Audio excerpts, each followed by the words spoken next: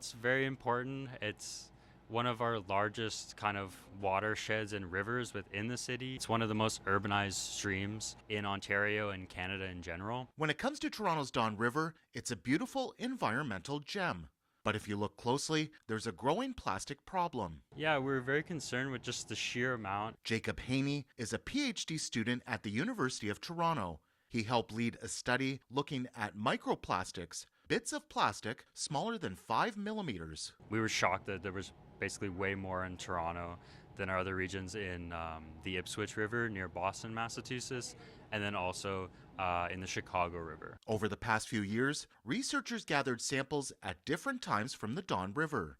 Here in the lab, the work is precise, countless hours sifting through debris. So these would be found maybe in cosmetic products, things like face washes, which are largely banned. Using microscopes, dozens of samples are on this bit of glass alone. Some are shed from car tires on nearby highways, others from things like single-use items, sometimes carried by storm and sewage runoff. Now, to give you a sense of just how bad the problem is, researchers estimate the total weight of all those microplastics in the Don River would equal about 18 cars that move down the DVP next to it. We estimate that 500 billion microplastic particles enter Lake Ontario, which is the equivalent to about 36,000 kilograms. That can spell big trouble for us and the environment. Different animals, plants, they interact with these particles, and they've been shown to have negative effects on their survival, reproduction, and then kind of going into humans. Sometimes these particles can enter sources of food like fish or mussels,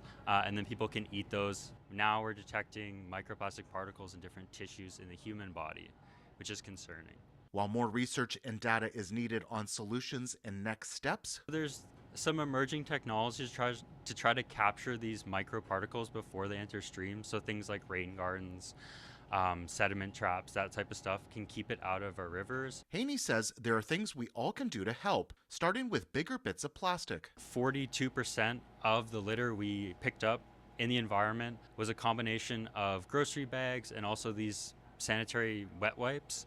So just kind of knowing that these are very prevalent items that are single use, if we can try to limit those, that could potentially limit the amount entering the environment. We have more on this study at citynews.ca. In Toronto, Nick Westoll, City News.